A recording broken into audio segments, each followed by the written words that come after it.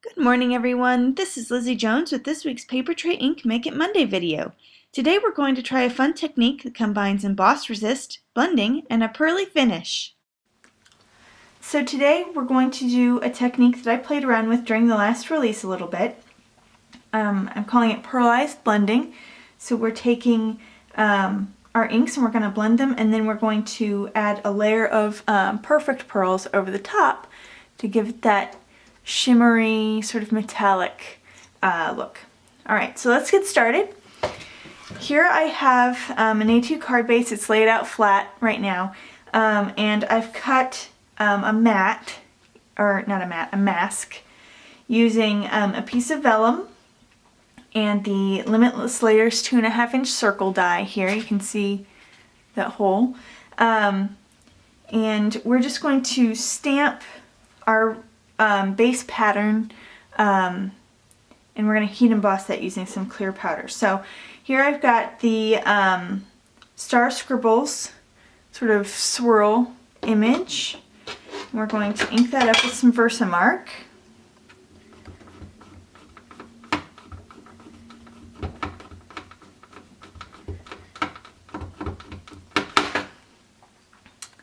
And we're just going to stamp right over that mask.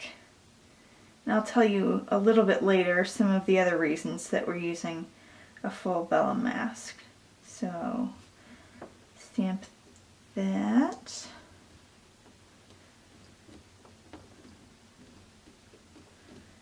Nice and firm. And then we're going to sprinkle on some clear embossing powder.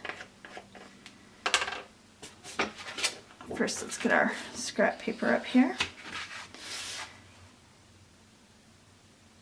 Sprinkle on the embossing powder. Dump off the excess. Okay, so here we are with the card that's been heat embossed.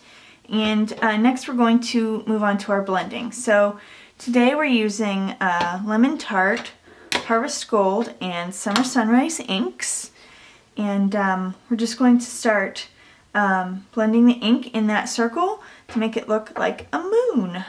So start with the Lemon Tart. I like to start with the lightest color. And I told you I would tell you a little bit more about why I like the full vellum to create the mask. I like to sort of tap off a little bit of that ink before I go straight into my open area, the area that's going to be blended, because it sort of helps soften the look of some of the harsh edges you can get with sponges.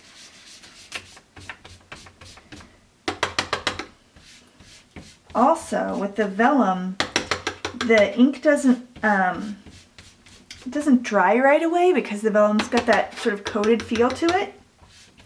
And so the extra ink sort of moves around as you're sponging.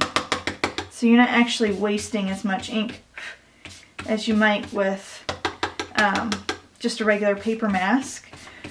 But those certainly work really well too. So if what you have is Post-it notes, go for it. Next up, we have the Harvest Gold. And another really great reason to use like a die cut panel to cover your card front if you're doing a mask like this. If you've got full coverage, you don't have to worry about accidentally inking like a corner right between two Post-it notes or something, which is particularly helpful if you're doing like a one-layer card and you really want to make sure that you don't have any accidental sort of sponging happening where you don't want it. And last but not least, we're going to add in just a little bit of the Summer Sunrise to deepen this edge here.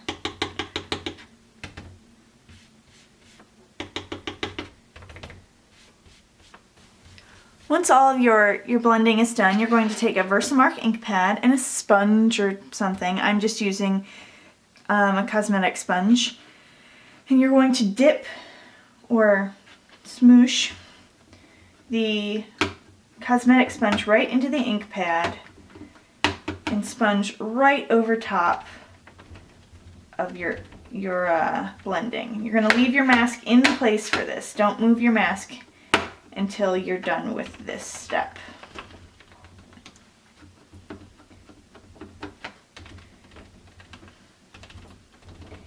You want to get it nice and covered.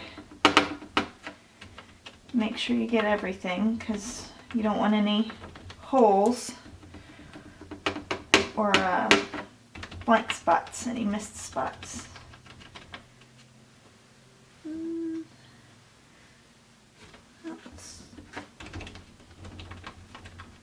A little extra just to be safe. Okay, so then you can remove your mask.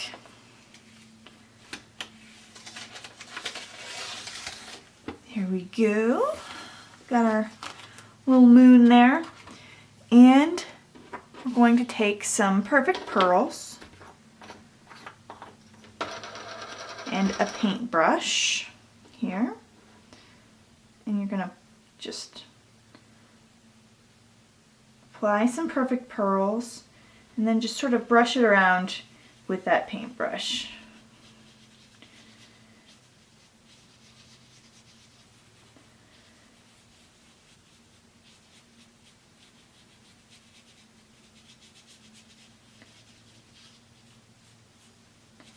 Get it nice and worked in there.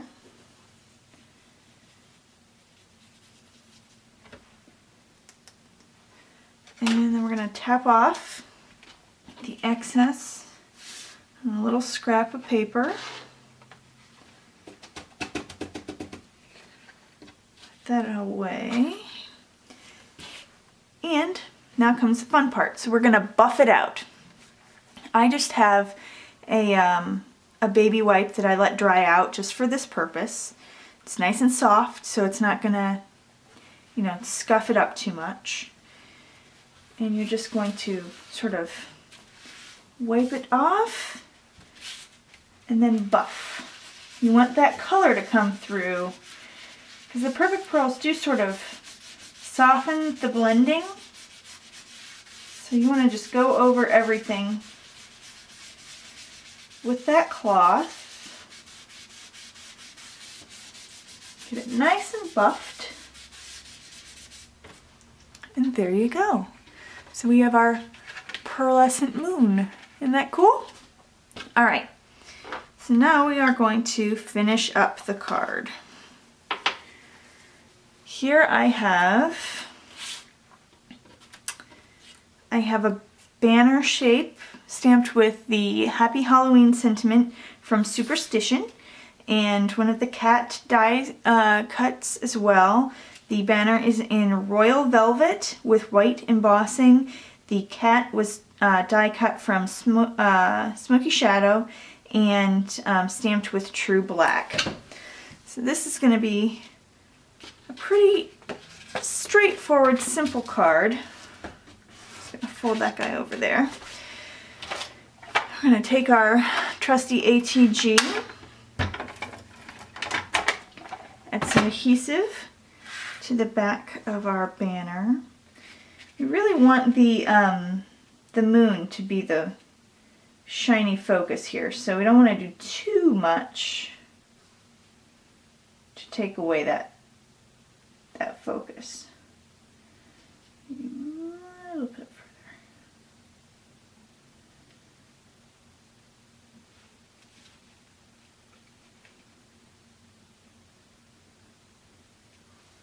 There we go. I'm going to trim off that excess there.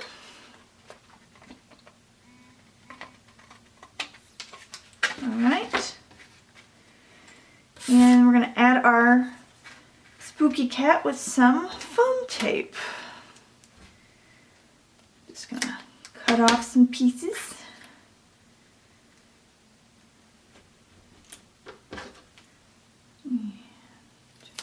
piece for his tail. A little piece for his head.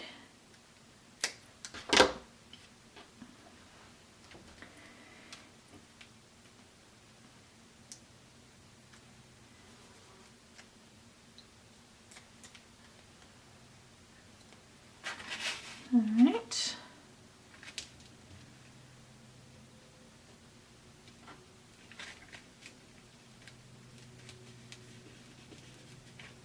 And there we go.